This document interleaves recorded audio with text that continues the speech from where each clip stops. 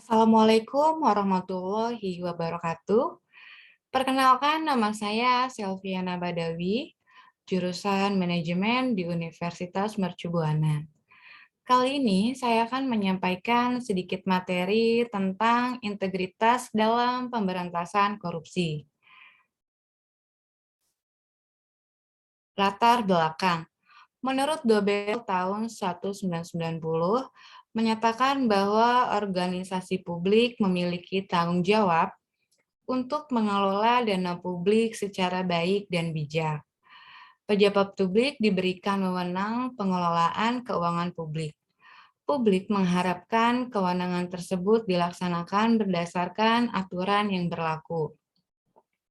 Publik dalam kata lain mengharapkan pejabat publik melaksanakan kewenangannya secara berintegritas. Selanjutnya, pengertian integritas. Beberapa ahli mencoba memberikan definisi mengenai integritas.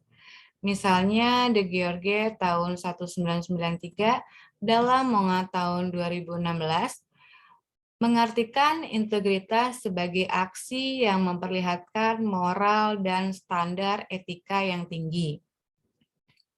Ada juga Jensen tahun 2009 dalam Monga 2016 mengartikan integritas sebagai sebuah istilah yang netral secara etik dan moral, serta menyamakannya dengan hukum gravitasi. Palansky dan Yamarino tahun 2007 dalam Monga tahun 2016 mengidentifikasi ada 5 cara yang berbeda untuk mendefinisikan integritas, yaitu sebagai keutuhan, sebagai konsistensi antara perkataan dan perbuatan, sebagai konsistensi dalam kesukaran, sebagai otentitas atau menjadi benar pada diri sendiri, dan sebagai moral atau tingkah laku yang benar. Selanjutnya, nilai integritas. Komisi Pemberantasan Korupsi atau KPK merilis 9 nilai integritas yang diharapkan bisa mencegah terjadinya tindak pidana korupsi.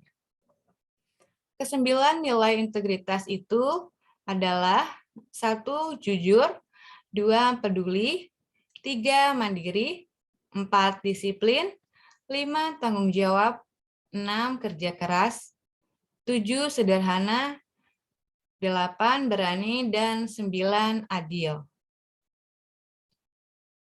Sistem integrasi. Sistem integrasi dimulai dengan terciptanya iklim etika yang kuat.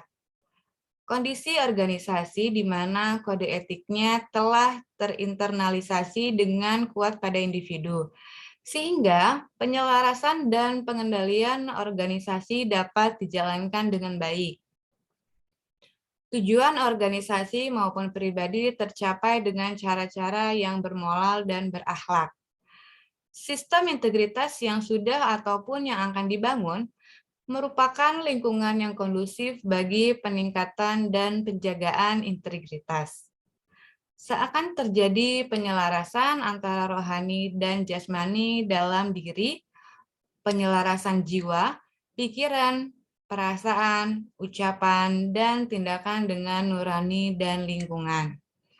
Inilah yang disebut dengan pelembagaan integritas. Integritas yang terlambang dari dalam diri dan organisasi. Selanjutnya, pengertian korupsi. Berdasarkan undang-undang, korupsi adalah setiap orang yang secara melawan hukum melakukan perbuatan memperkaya diri sendiri, orang lain, atau suatu korporasi yang dapat merugikan keuangan negara dan perekonomian negara. Korupsi merupakan tindakan menyalahgunakan kepercayaan publik yang dikuasakan kepada mereka untuk mendapatkan keuntungan sepihak. Selanjutnya, korupsi dan integritas. Menurut Fisnault dan Hubert tahun 2002, integritas dan korupsi sangat jelas hubungannya. Dalam diskusi internasional, Korupsi diartikan sebagai sebuah konsep yang melingkupi sebagian besar pelanggaran integritas atau tindakan tidak etis. Menurut penelitian Kuah tahun 2013, Singapura sebelumnya juga memiliki penyakit korupsi yang parah. Bahkan ada anggapan bahwa korupsi itu low cost high return.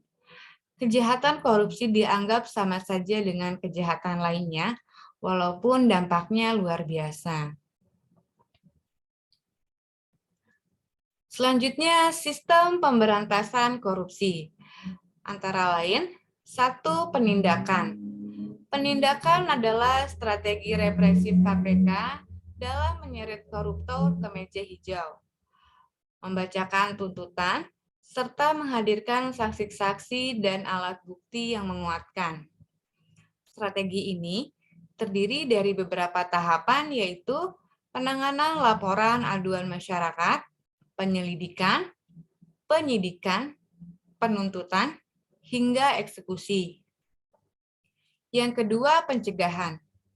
Harus diakui masih banyak sistem di Indonesia yang membuka peluang terjadinya korupsi.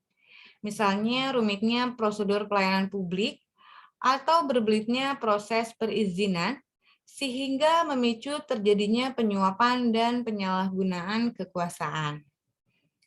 Sistem dengan celah korupsi juga kerap terjadi pada proses pengadaan barang dan jasa yang syarat konflik kepentingan. Selanjutnya, pendidikan.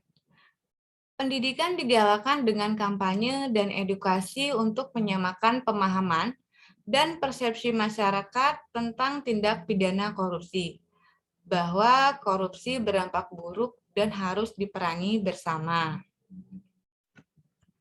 Selanjutnya, peran masyarakat dalam pemberantasan korupsi. 1. Terus berlatih menjadi pribadi yang berintegritas. 2. Pantang terlibat tindak pidana korupsi. Yang ketiga, aktif dalam gerakan anti korupsi. Yang keempat, ajak yang lain untuk melakukan hal yang sama. Sekian informasi yang dapat saya sampaikan. Assalamualaikum warahmatullahi wabarakatuh.